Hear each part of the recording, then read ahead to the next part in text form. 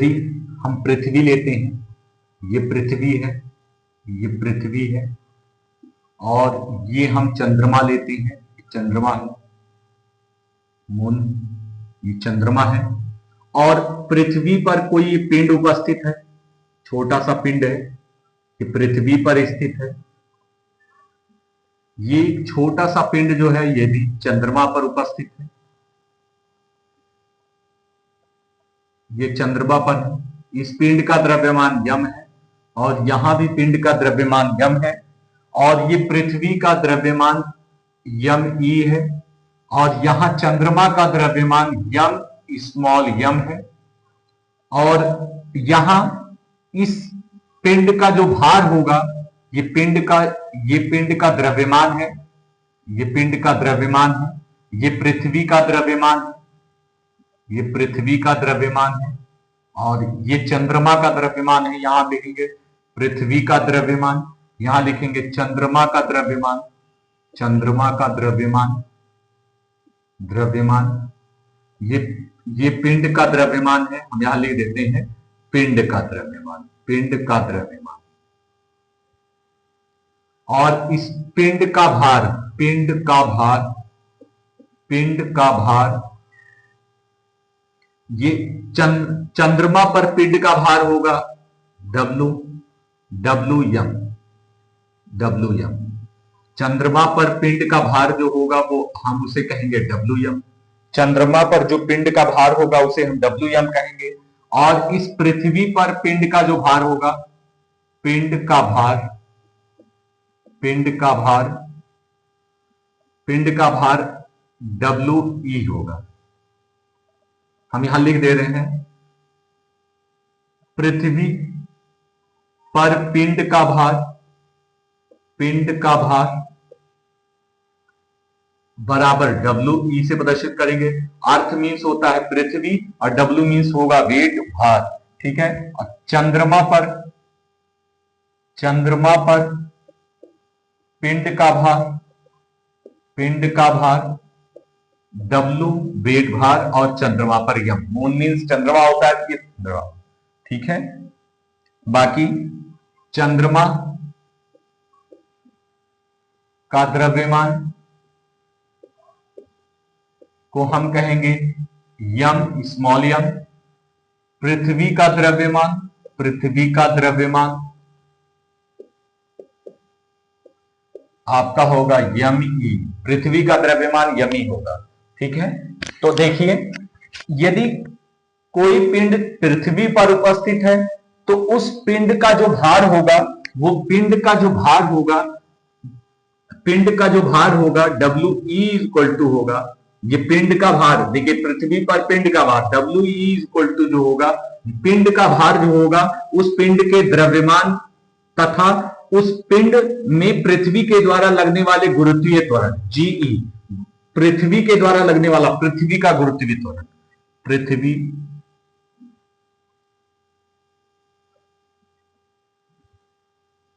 का गुरुत्वीय त्वरण, गुरुत्वीय त्वरण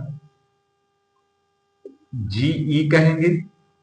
चंद्रमा पर गुरुत्वीय त्वरण, चंद्रमा पर गुरुत्वीय त्वरण, गुरुत्वीय, यहां पृथ्वी पर गुरुत्वीय त्वरण, और चंद्रमा पर गुरुत्वीय त्वरण जीएम, ठीक है।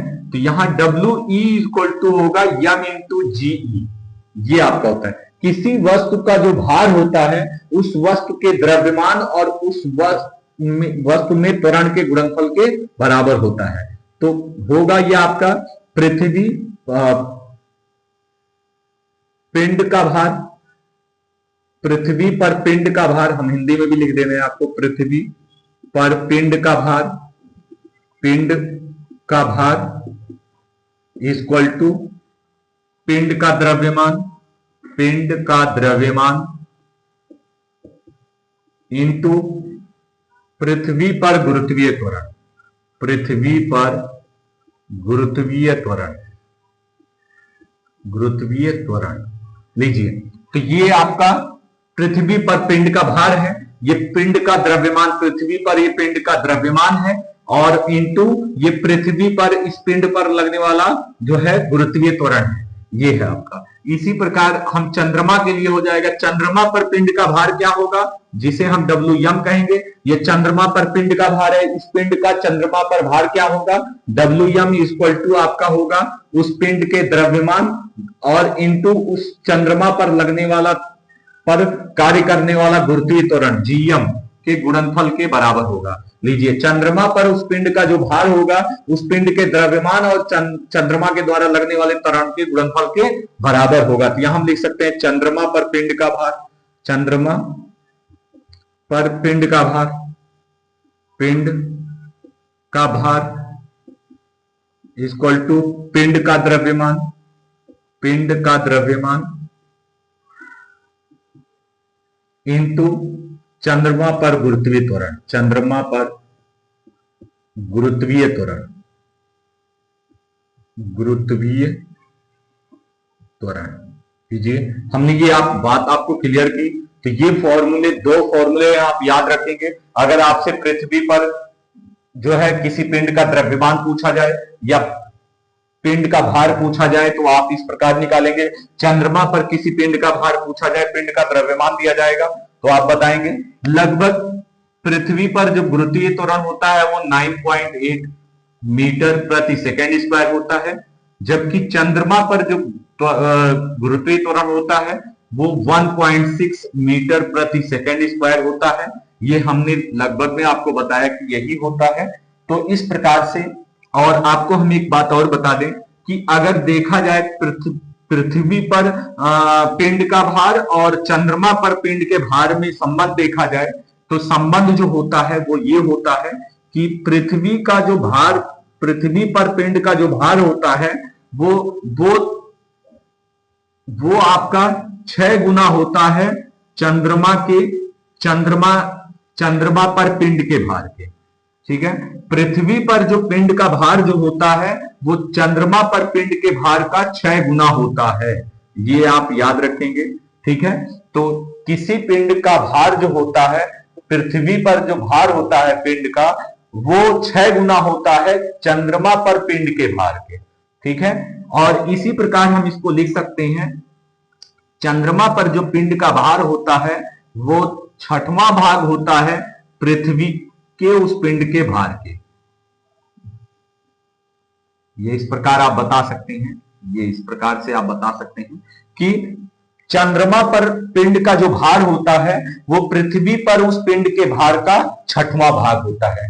तो ये आप दोनों बातें आप ध्यान देंगे आप। ठीक है, जो जिसको हमने बताया, तो ये हमने द्रव्यमान और भार से रिलेटेड जो इंपॉर्टेंट चीजें थी वो अपने आपको समझाई। इससे रिलेटेड क्वेश्चंस आते हैं, ठीक है, जो कि हम सॉल्व कराएंगे आपको, तो ये आप ध्यान रखेंगे। ठीक है, और इसके बाद हम आपको बता दें कि किसी वस्तु का जो भार होता है वो उस वस्तु के द्रव्यमान और उस वस्तु में त्वरण के गुणनफल के बराबर होता है। ये भार इक्वल टू द्रव्यमान गुणे त्वरण, ये आपका होता है कि भार, किसी वस्तु का भार उस वस्तु के द्रव्यमान तथा उस वस्तु में त्वरण के गुणनफल के बराबर होता है। और आपको हम एक बात बता दें कि किसी वस्तु का 1 किलोग्राम वस्तु का जो भार होगा, 1 किलोग्राम 1 किलोग्राम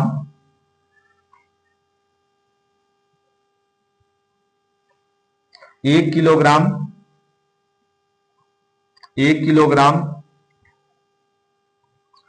1 किलोग्राम वस्तु का भार बराबर होता है यम इंटू जी। यम आपका 1 दिया गया है और जी जो होता है 9.8 होता है। जी इक्वल टू क्या होता है, 9.8 होता है। तो इस प्रकार 1 किलोग्राम